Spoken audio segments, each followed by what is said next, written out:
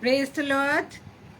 Today, once again, I am here on Agra Masih Mandli page, and I thank God for this opportunity He has given me to come again on Agra Masih page yeah, after the last week, and I'm glad to be with you. And I hope all of you are well by the grace of God, and all of you are happy and rejoicing in the Lord. और आज हम अपनी सभा में जो topic शुरू करेंगे वो बहुत ही इंटरेस्टिंग टॉपिक है। डेली जो हम जिसके साथ चलते हैं, डेली हम जो कुछ करते हैं, वो सब इससे रिलेटेड है। लास्ट टाइम आपको याद होगा कि हमने होली स्पिरिट के बारे में सीखा था कि होली स्पिरिट हमारे अंदर है, ये कैसे हमें पता चलेगा। और I hope you enjoyed that topic, and today first of all we will pray. Dear gracious loving Heavenly Father, we come unto Thee, we praise You and thank You for this day. Thank You, dear Father, for giving us life, for giving us Your breath. Dear Father, thank You for giving us all our provisions and providing all our needs, dear Father. Thank You, dear Lord, for keeping us well, for giving us good health. Thank You, dear Lord, for all our family members, that they are well, they are keeping good health. Dear Father, thank You. You love us so much. Your love is so deep, and You never leave us, You never forsake us, and You always tell us not to be afraid because You are with us. Thank You so much. Thank You, Lord, for this page. We ask You to give more and more progress to this page, so many souls may come to realize Jesus Christ through this page. And dear Father, I pray for Brother Anupam and Shabnamji. I give them Your blessings, Lord. Keep them healthy and keep them well and always with zeal for Thy word and for sharing Thy word. For we ask all this in Jesus' precious name. Amen. So first of all, we will have a song, and after that song, we will start the message.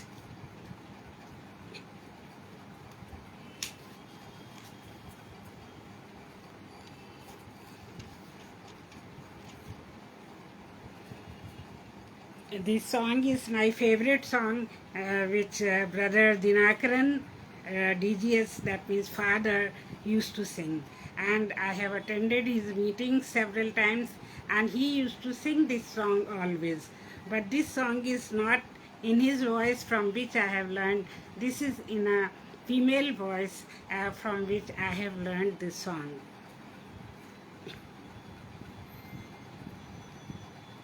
यीशु बुलाता तुम्हें, यीशु बुलाता तुम्हें, बड़ी चाहत से तुमको बाहों में लेने, यीशु बुलाता तुम्हें, यीशु बुलाता तुम्हें, यीशु बुलाता तुम्हें, बड़ी चाहत से अपनी बाहों में लेने, यीशु बुलाता तुम्हें, दुख की गहराइयों में देगा शांति तुम्हें, दुख की गहराइयों में देगा शांति तुम्हें, सोच समझ कर उसे निहारो, अनोखा आनंद देगा तुम्हें, यीशु बुलाता तुम्हें, यीशु बुलाता तुम्हें, बड़ी चाहत से अपनी बाहों में लेने, यीशु बुलाता तुम्हें। आंसू मिटा कर तेरे रक्षा करेगा तेरी। आंसू मिटा कर तेरे रक्षा करेगा तेरी। अपनी आँखों की पुतली जैसे वो सच्ची सुरक्षा देगा तुम्हें। यीशु बुलाता तुम्हें, यीशु बुलाता तुम्हें। बड़ी चाहत से तुम्हें बाहों में लेने यीशु बुलाता तुम्हें। गर तेरा दिल दुखित हो वो शांति देगा तुम्हें। गर तेरा दिल दुखित हो वो शांति देगा तुम्हें। यीशु तेरी मुक्ति और रोशनी है, संकट वो दूर करेगा अभी। यीशु बुलाता तुम्हें, यीशु बुलाता तुम्हें। बड़ी चाहत से तुम्हें बाहों में लेने यीशु बुलाता तुम्हें। हर रोग मिटाने की शक्ति है उसी के पास। हर रोग मिटाने की शक्ति है उसी के पास। बिना किसी भेद के तैयार है उद्धारक अपनी दया से प्यार करने को। यीशु बुलाता तुम्हें, यीशु बुलाता तुम्हें। बड़ी चाहत से तुम्हें बाहों में लेने यीशु बुलाता तुम्हें।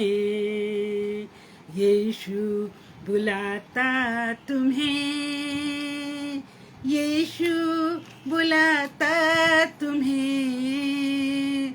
बड़ी चाहत से तुम्हें बाहों में लेने यीशु बुलाता तुम्हें। यीशु बुलाता तुम्हें, यीशु बुलाता तुम्हें। Thank you Jesus for this lovely song. Thank you Jesus कि आप हमें हमेशा बुलाते हैं। आप हमेशा चाहते हैं कि हम आपके नज़दीक रहें, हम आपकी पनाहों में रहें। Thank you Jesus, thank you for loving us so much. Your love is deep deep deep, it can not be compared with anything. Your love is matchless love, dear Father. Thank you so much. So आइए अब हम वचन में चलते हैं। और वचन में आज जैसे कि हमने बताया कि आज का टॉपिक बहुत ही कॉमन है लेकिन बहुत इंटरेस्टिंग है। और ये टॉपिक जो है वो एक क्रिश्चियन का, एक बिलीवर का कैरेक्टर कैसा होना चाहिए, एक क्रिश्चियन बिलीवर का चरित्र कैसा होना चाहिए, उसके विषय में है। तो जहाँ जहाँ से बाइबल में मुझे वर्सेस मिली यानी इस चैप्टर में डाली हैं। एंड आई होप कि ये हमारे लिए एक रिमाइंडर होंगी और हमको आगे बढ़ने में और अपना चरित्र बनाने में हमारी मदद करेंगी।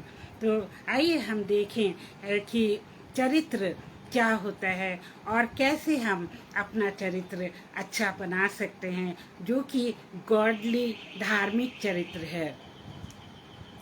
कभी कभी हम कहते हैं कि फला व्यक्ति का चरित्र अच्छा है, वो बहुत ही अच्छे चरित्र वाला है, और कभी हम किसी के लिए कहते हैं कि उसका चरित्र अच्छा नहीं है, वो इंसान जो है वो चरित्रहीन है। तो इसका क्या मतलब होता है? सबसे पहले हमें ये जानने की ज़रूरत है कि चरित्र होता क्या है, चरित्र क्या होता है। जिस तरह से कोई बोलता, महसूस करता है और व्यवहार करता है, वही चरित्र होता है। तो जैसे हम बोलते हैं और जैसे हम सोचते हैं और जैसे हम एक्ट करते हैं, हम व्यवहार करते हैं, रिस्पांस देते हैं, वही जो है हमारे चरित्र को बनाता है। और हम देखते हैं कि क्रिश्चियन बिहेवियर जो है कैसा होना चाहिए। हम ये देखेंगे कि एक क्रिश्चियन का बिहेवियर कैसा होना चाहिए। आपको कई बार याद होगा कि काफ़ी लोग आपसे पूछते हैं, क्या आप क्रिश्चियन हैं? और फिर आप कहते हैं हाँ, हम क्रिश्चियन हैं। और वही समय होता है जब हम यीशु मसीह के बारे में उनसे शेयर कर सकते हैं। क्योंकि मुझसे भी कई बार लोगों ने पूछा कि क्या आप क्रिश्चियन हैं? हमारे चेहरे पे तो नहीं लिखा होता है कि हम क्रिश्चियन हैं, लेकिन वो हमारे व्यवहार से, हमारी बोलचाल से और हमारे चरित्र से जान जाते हैं कि हम क्रिश्चियन हैं। इसका मतलब है उनको पता है कि जीसस क्राइस्ट इज़ गुड, और उसके लोग जो हैं वो अच्छे होते हैं, उसके लोग भी चरित्र व अच्छे चरित्र वाले होते हैं। तो जीसस क्राइस्ट के हम अनुयायी होते हैं, उनको ये पता चल जाता है। और एक इंसान का चरित्र कैसे होना चाहिए? हर एक इंसान जो क्रॉस पहन लेता है या गाउन पहन लेता है या फिर एक पर्पल कपड़े पहन लेता है, इसका मतलब ये नहीं है कि उस इंसान का चरित्र, उस व्यक्ति का चरित्र अच्छा है। वह आजकल तो फैशन ही बन गया है। कई लोग तो गले में बड़ी बड़ी क्रॉस लटका लेते हैं, कई लोग अपनी छोटी सी चेन में छोटी सी क्रॉस लटका लेते हैं, और कई लोग तो कानों में छोटे छोटे टॉप्स पहन लेते हैं और छोटी छोटी रिंग्स पहन लेते हैं, और उन्होंने क्रॉस को, सलीब को एक फैशन बना दिया है। वो ये नहीं जानते कि परमेश्वर हमसे कहता है कि अपनी सलीब को उठा और चल, और हमें डेली अपनी सलीब को उठाना है और चलना है। तो इस तरह से एक क्रिश्चियन का जीवन जो है वो ऐसा जीवन होता है जिसमें हमें प्रतिदिन अपनी सलीब को उठाकर चलना है।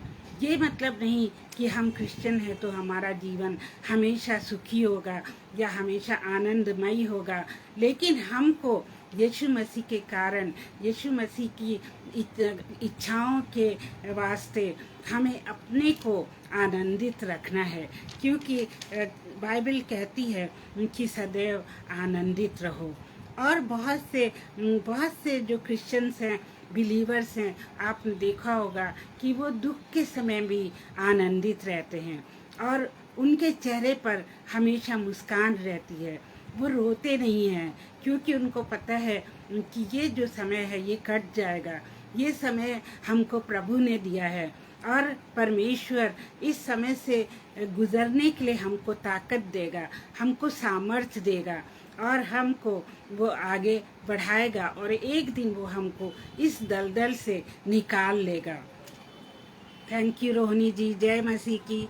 आप आए, बहुत खुशी की बात है। प्रभु आपको बहुत आशीष दे। हर समय हम उस दलदल में रहने वाले नहीं हैं, क्योंकि हमारा परमेश्वर बहुत ही दयालु है। हमारा परमेश्वर बहुत सहानुभूति रखने वाला है। वो हमें हमारे रूप में, उसने अपने रूप में हमको बनाया है, और वो जानता है कि हम कैसा महसूस करते हैं, हम कैसा सोचते हैं और हम कैसा व्यवहार करते हैं। तो हम अपने परमेश्वर के साथ बहुत पहले से थे, जबकि ये सृष्टि बनी भी नहीं थी। परमेश्वर हमको तब से जानते हैं जब से ये सृष्टि नहीं बनी थी। वो हमारा नाम जानते हैं। उन्होंने हमारे कार्यों को निर्धारित कर दिया था, हम क्या बनेंगे उन्होंने ये हमें निर्धारित कर दिया था। और हमारा चरित्र ये नहीं कि फिजिकली ही अच्छा होना चाहिए, हमारा चरित्र फिजिकली, मेंटली एंड स्पिरिचुअली अच्छा होना चाहिए। फिजिकली हम क्या पहनते हैं, हम किस तरह की अपनी चाल चलते हैं, हम किस तरह के फैशन करते हैं, ये सब हमको ध्यान रखना चाहिए। क्योंकि आप सब तो जानते होंगे कि आजकल के मॉडर्न युग में लोग कैसे कैसे कपड़े पहन के बाहर निकल जाते हैं। लेकिन अगर हम बिलीवर्स ऐसे कपड़े पहन लें और इस तरह से निकलें बाहर, तो आपको पता है कि कोई भी हमको क्रिश्चियन नहीं समझेगा। और इसी तरह से हमारा जो मेंटल बिहेवियर है वो भी एक क्राइस्ट लाइक बिहेवियर होना चाहिए।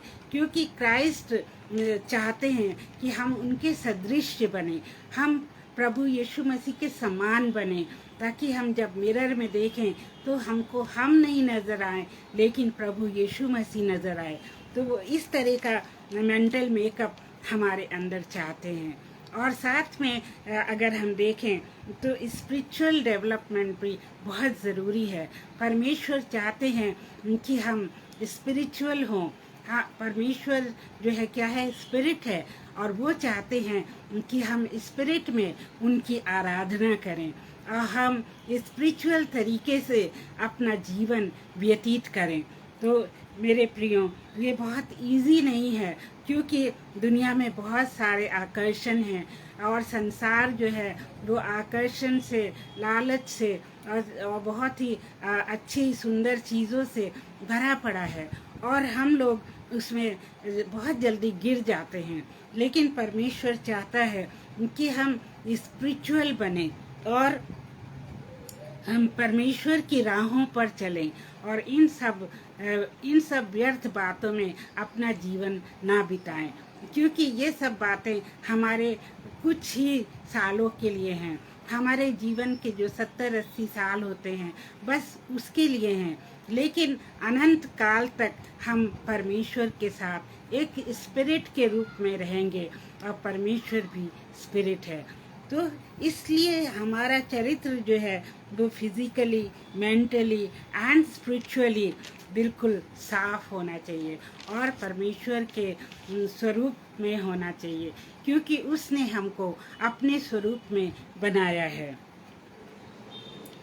देखिए 1 कुरिन्थियन 3:3 में क्या लिखा है, क्योंकि अब तक शारीरिक हो इसलिए कि जब तुम में डाह और झगड़ा है तो क्या तुम शारीरिक नहीं और क्या मनुष्य की रीति पर नहीं हो। तो यहाँ पर बाइबल हमसे कहती है कि तुम शारीरिक हो, दैट मीन्स तुम शरीर की अभिलाषाओं पे चलते हो। अगर तुम्हारे अंदर जेलिसी है, तुम्हारे अंदर झगड़ा है, तुम्हारे अंदर दूसरों के प्रति हेट्रेड है, तब तुम मसीही के समान नहीं हो, तब तुम दुनियावी हो, सांसारिक हो। तो ये बाइबल हमें बताती है। उसके बाद अगर हम गलेशियन 4:19 में देखें, गलेशियन 4:19 में, तो उसमें ऐसे लिखा है, हे मेरे बालकों, जब तक तुम में मसीही का रूप ना बन जाए तब तक मैं तुम्हारे लिए फिर जच्चा की सी पीड़ा सहता हूँ। यहाँ पे पौलुस कह रहा है गलेशिया के लोगों से कि जब तक तुम मसीह के समान ना बन जाओ, जब तक तुम मसीह का रूप ना ले लो, तब तक मैं उस मदर के समान पीड़ा में हूँ जो एक बच्चे को जन्म दे रही है। तो आप देखिए कि पौल को कितनी पीड़ा है कि जो मनुष्य जाति है, जो परमेश्वर के लोग हैं, वो यीशु मसीह के स्वरूप बन जाए, वो परमेश्वर के स्वरूप बन जाएं और हम सब अपनी सांसारिक चीज़ों को छोड़ के परमेश्वर के समान बने। और हमारा चरित्र हमारे परिवार, स्कूल और समाज और मित्रों से बनता है। हमारा चरित्र कैसे बनता है? जब हम पैदा होते हैं तो हम अपने माँ बाप को देखते हैं, हम अपने भाई बहनों को देखते हैं, अपने रिश्तेदारों को देखते हैं, फिर हम स्कूल जाते हैं, फिर हम सोसाइटी में रहते हैं, फिर हम दूसरे लोगों को देखते हैं और उनके चरित्र को देखकर हमारा चरित्र बनता है। तो ये जो है ये माँ बाप की रिस्पॉन्सिबिलिटी होती है कि जब बच्चे उनके पैदा होते हैं तो शुरू से ही वो उनको अच्छी बातें सिखाएं, शुरू से उनको बाइबल की बातें सिखाएं जो कि उनके जीवन में काम आए। और ये बहुत बड़ा रोल होता है माँ बाप का।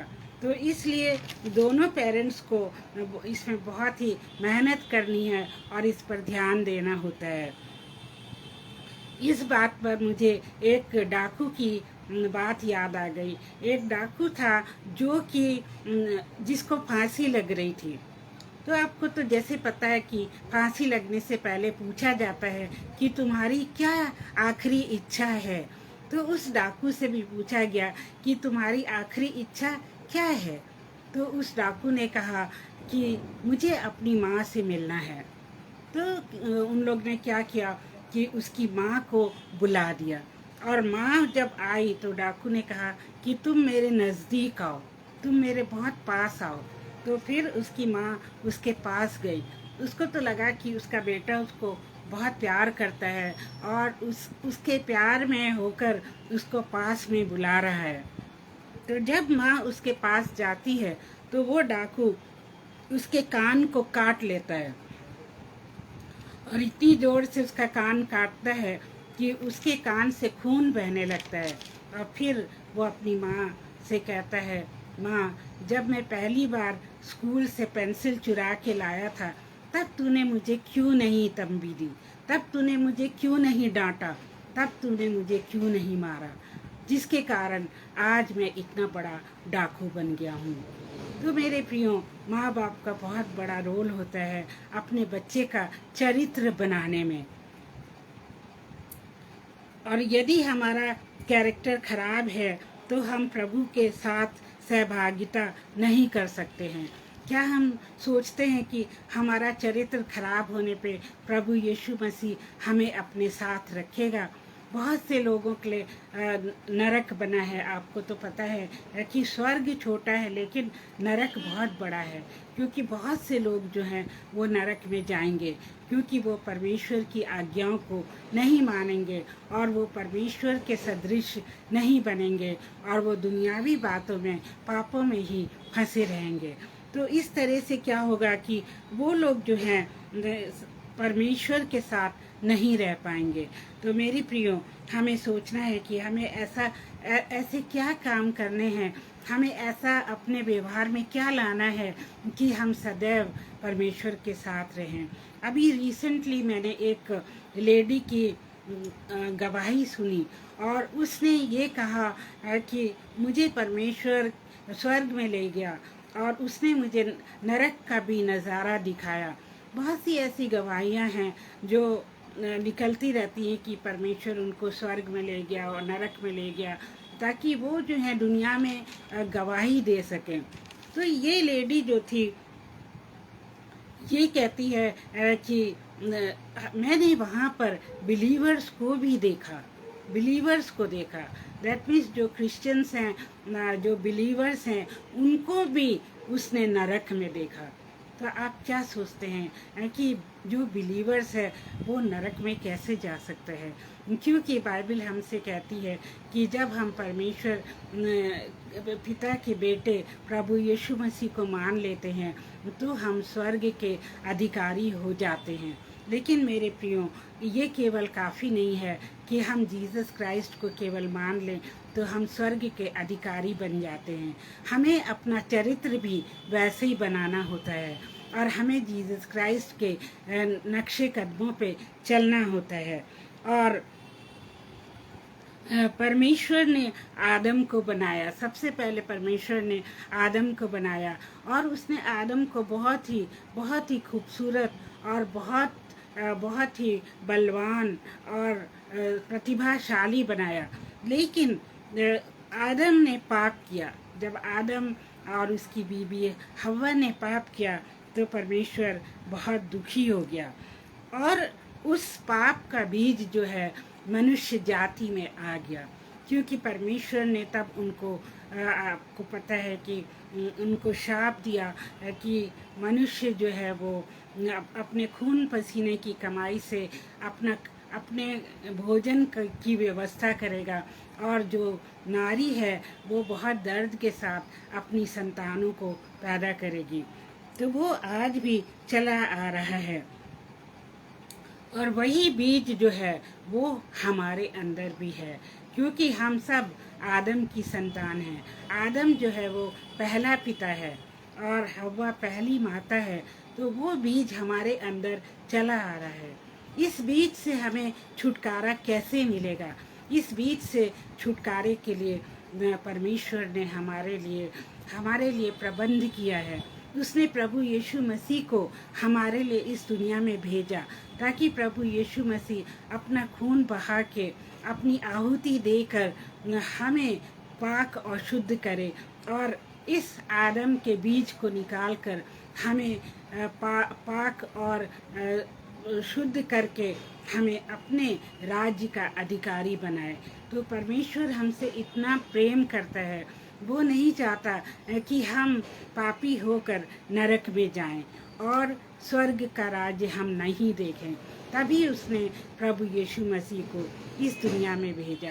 परमेश्वर को पता था कि जानवरों के खून से, जानवरों के रक्त से पाप माफ नहीं होते हैं, इसलिए उसने अपने बेटे को अंत में भेजा कि उसके लहू से लोगों के पाप जो हैं वो साफ हों और लोगों को उद्धार मिले। तो इस तरह से परमेश्वर ने हमसे इतना प्यार किया। परमेश्वर ने सबसे पहले मनुष्य जाति को बना तो दिया, लेकिन उसके बाद परमेश्वर पछताया। बाइबल हमसे कहती है कि परमेश्वर मनुष्य जाति को बनाकर पछताया। ऐसा जेनेसिस 6:6 में लिखा हुआ है। जेनेसिस चैप्टर 6 वर्स 6 में लिखा है, और यहोवा पृथ्वी पर मनुष्य को बनाने से पछताया और वह मन में अति खेदित हुआ। तो देखिए, परमेश्वर ने ही मनुष्य को बनाया, लेकिन अंत में वो पछताया भी और उसका मन खेदित भी हुआ। ऐसा क्यों हुआ? क्योंकि जिसको उसने इतने प्रेम से बनाया, जिस इंसान को उसने इतने प्रेम से बनाया, वही इंसान उसके विरुद्ध हो गया और वही इंसान जो है वो पाप के गड्ढे में गिर गया और वो उसने शैतान की बातें सुननी आरंभ कर दी। इसलिए परमेश्वर जो है वो बहुत पछताया और वो रोया और उसने एक बार तो पूरी सृष्टि को ही नाश कर दिया। नोहा के समय में उसने सारी सृष्टि को नाश कर दिया कि इसमें जितने भी लोग पापी हैं वो सब खत्म हो जाएं और केवल नोहा और उसका परिवार बच जाए, क्योंकि नोहा एक धर्मी व्यक्ति था, वो एक आज्ञाकारी व्यक्ति था। तो यहाँ हम देखते हैं कि परमेश्वर जो है वो हमको कैसे पवित्र कर सकता है। जब हम अपने पापों की क्षमा मांगते हैं, जब हम अपने पापों से तौबा करते हैं, हम प्रभु यीशु मसीह से माफ़ी मांगते हैं और हम उसको अपने हृदय में ग्रहण करते हैं, तब परमेश्वर हमको क्षमा कर देता है। वो कितना महान परमेश्वर है और वो हमको अपने राज्य में आने की अनुमति देता है, क्योंकि हमको अनंत काल तक उसके पास ही तो रहना है। हमारा ये छोटा सा जीवन कोई जीवन नहीं है। हम यहाँ पर केवल क्या हैं? यात्री हैं और हमें अपने अनंत घर में जाना है, जिसका प्रभु यीशु मसीह ने हमको वायदा किया है कि देखो मैं जाता हूँ और मैं तुम्हारे लिए घर तैयार करता हूँ। अगर ऐसा ना होता तो मैं तुमसे ना कहता। तो हम अनंत काल तक उस घर में रहेंगे जो प्रभु यीशु मसीह ने हमारे लिए तैयार किया है। यस, हालेलुया रोहनी जी, हमारे लिए वो घर जो है वो अनंत घर है जो यीशु मसीह ने तैयार किया है। और इसके साथ साथ हम देखते हैं कि एक जो वाटर बैप्टिज्म होता है, उसके थ्रू भी हम परमेश्वर के नज़दीक आते हैं। बहुत से लोग सोचते हैं कि बैप्टिज्म जो है वो केवल बचपन में होता है, हमारे माथे पर सलीब का निशान बना देने से और पानी का छिड़काव कर देने से बैप्टिज्म होता है, एक बच्चे के रूप में हमारा बैप्टिज्म होता है। पर मेरे प्रियो, वो असली बैप्टिज्म नहीं है, क्योंकि बाइबल में हमें पता है कि यीशु मसीह ने कैसे बैप्टिज्म लिया था। जब जॉन द बैप्टिस्ट लोगों को पानी में डुबा के और उनको उठा के बैप्टिज्म देता था, और वही लोग जो हैं विश्वासी माने जाते थे, वही लोग परमेश्वर के लोग माने जाते थे। और पानी में डुबोने का, पानी में लिटाने का मतलब है कि मैं यीशु मसीह के साथ मर गया, मैं यीशु मसीह के साथ मृत हो गया। और जब हम उठते हैं, जब पास्टर हमको उठाते हैं, तो उसका मतलब है कि मैं प्रभु यीशु मसीह की तरह ही रिजरेक्शन में आ गया, मैं रिजरेक्ट हो गया, मैं फिर से जी उठा और अब मैं उसकी महिमा में रहूँगा या रहूँगी। तो इसलिए वाटर बैप्टिज्म लेना भी बहुत ज़रूरी है। बहुत लोगों को ये बात नहीं पता होती है। बहुत से लोग हमेशा इस दुविधा में रहते हैं और इस डाउट में रहते हैं कि मैं वाटर बैप्टिज्म क्यों लूँ, जब मैंने बचपन में वाटर बैप्टिज्म लिया है, तो अभी बैप्टिज्म लेने की क्या ज़रूरत है। और बचपन में जो वाटर बैप्टिज्म है वो केवल एक स्प्रे होता है, एक पानी का छिड़काव होता है।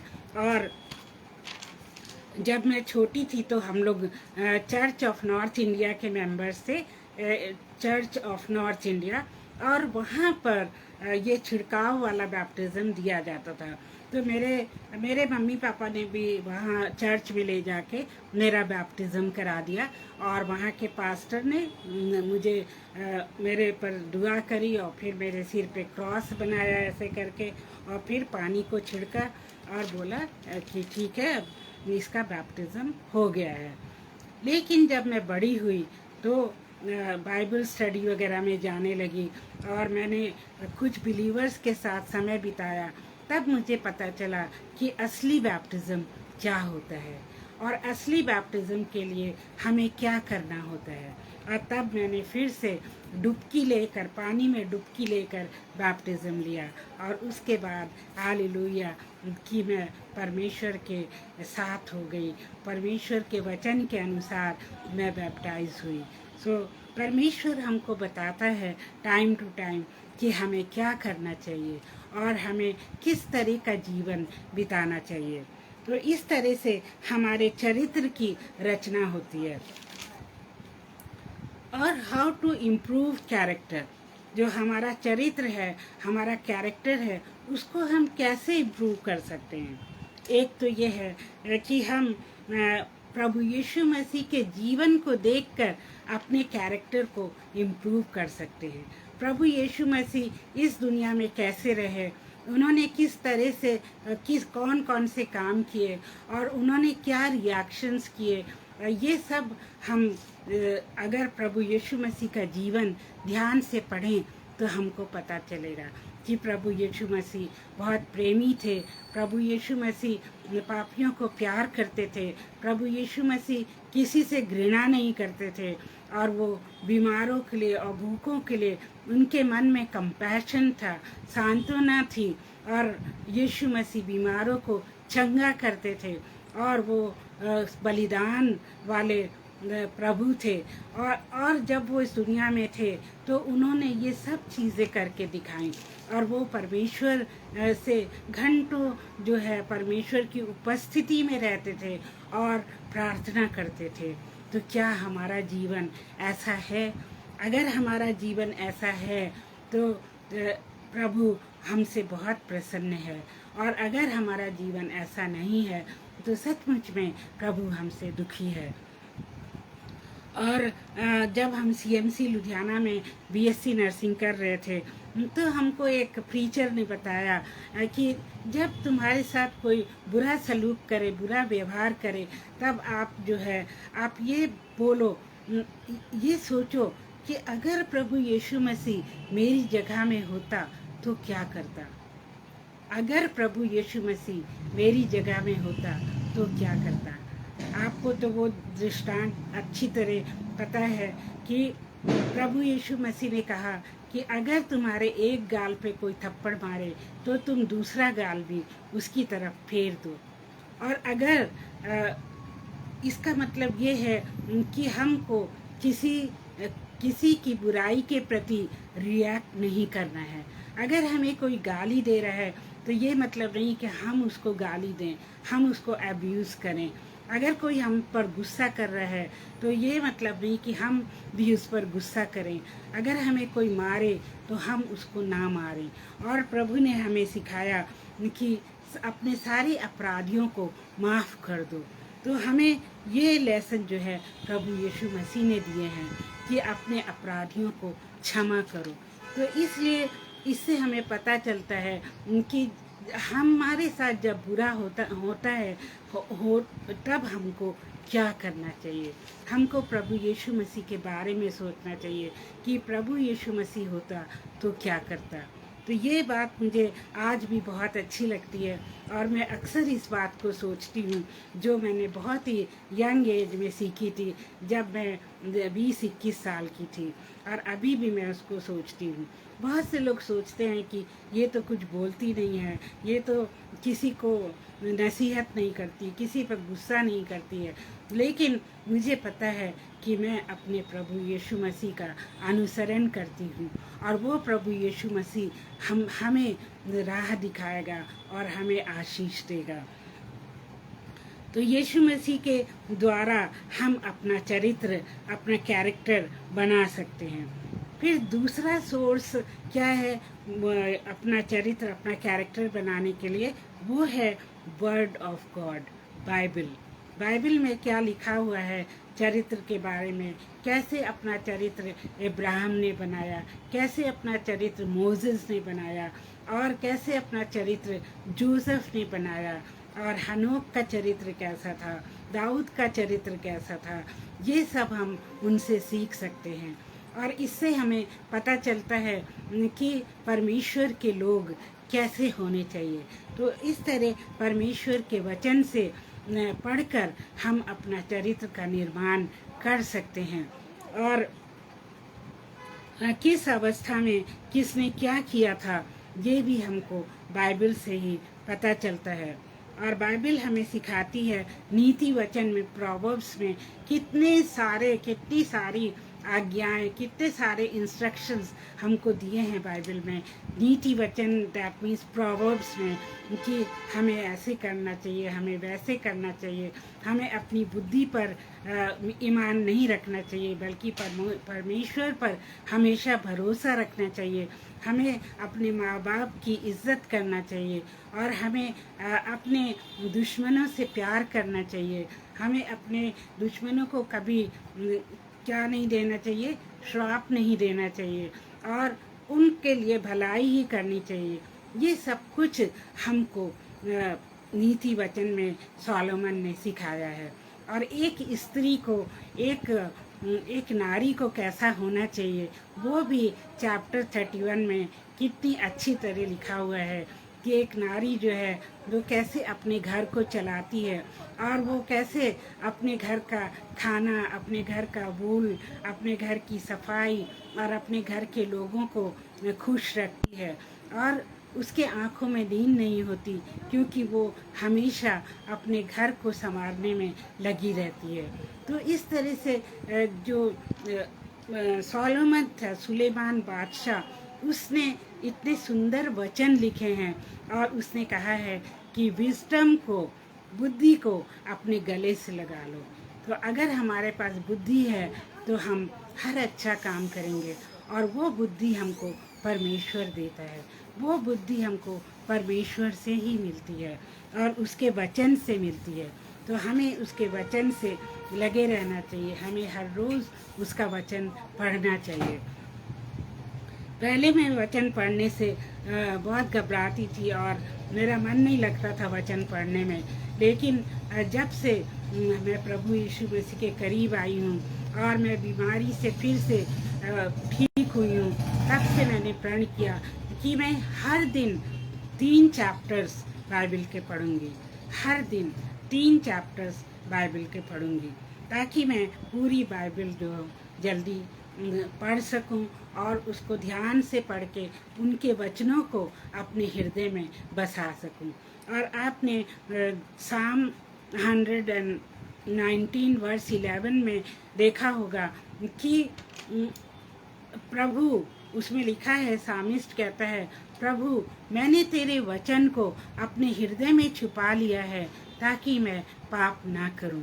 तो जब हम प्रभु के वचन को अपने हृदय में छुपा लेते हैं तो हम पाप नहीं करते हैं, क्योंकि जब हम पाप करने लगते हैं तो वो वचन हमारे हृदय में होली स्पिरिट लाती है और वो कहती नहीं नहीं ऐसा मत करो, ये गलत है, बाइबल में ऐसे लिखा है, परमेश्वर हमें ऐसे कहता है।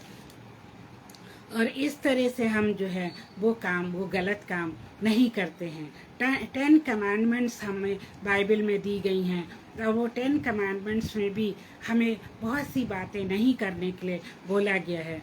जब हम किसी चीज़ की चोरी करने चलते हैं तब हमको हमारे दिमाग में ये बात आती है, होली स्पिरिट इस बात को लाती है कि नहीं चोरी मत करना, क्योंकि चोरी करना पाप है और ये एक कमांडमेंट है बाइबल में कि चोरी मत करना। फिर हम परमेश्वर के, और तीसरा रिसोर्स क्या है चरित्र बनाने का? तीसरा रिसोर्स है उसके लोगों से, परमेश्वर के लोगों से हमें सीखना है।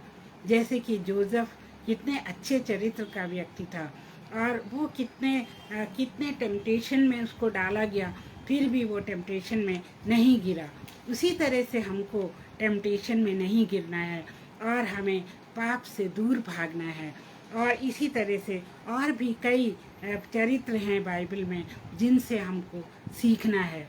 पौलुस है, पतरस है, मैथ्यू है और जॉन है। ये सब से हमको सीखना है कि परमेश्वर हमें किस तरह का चरित्र रखना चाहता है। और फ्रॉम द चौथा सोर्स है बिलीवर्स, जो हमारे चारों तरफ बिलीवर्स होते हैं, जो हमारे ग्रुप में होते हैं, प्रार्थना ग्रुप में होते हैं। जैसे रोहिणी जी कहती हैं कि भाई हमारा एक प्रार्थना ग्रुप है, हम मिलते हैं और एक दूसरे के लिए प्रार्थना करते हैं।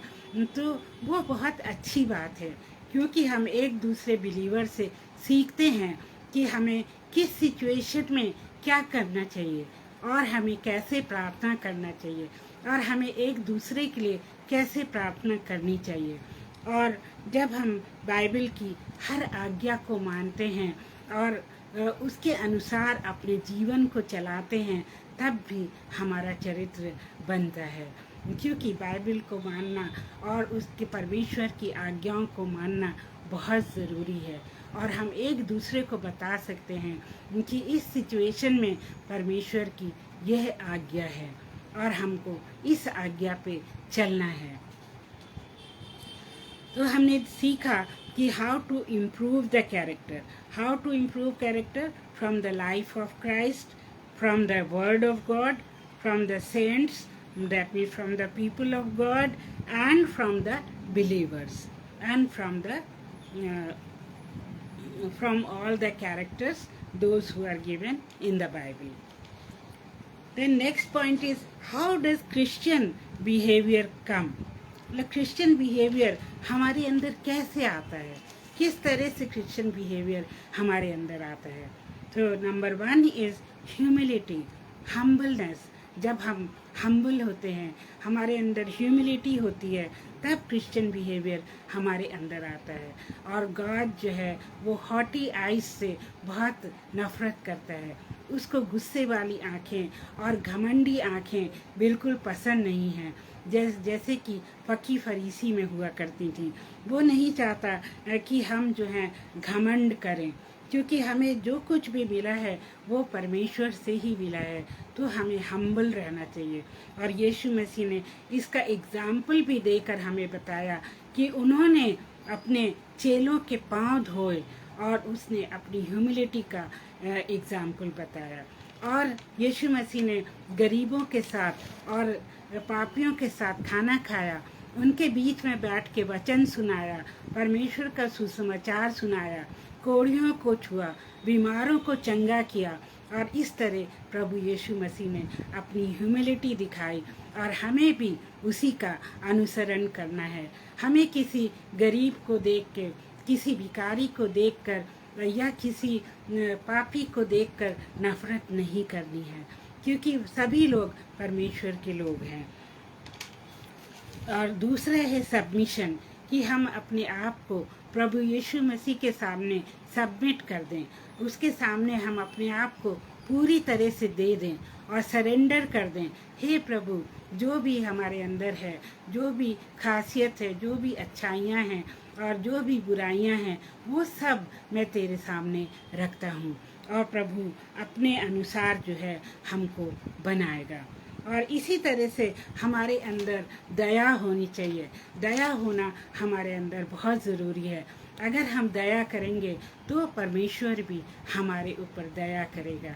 ये नहीं कि हमारे पास ढेर सारा खाना है और कोई गरीब हमारे पास आता है और हम उसको थोड़ा सा खाना नहीं दे सकते हैं। हमारे पास बहुत पैसा है और एक गरीब के पास दवाई के लिए पैसा नहीं है, तो हम उसको अपने पैसे में से पैसा नहीं दे सकते हैं। ऐसा नहीं होना चाहिए।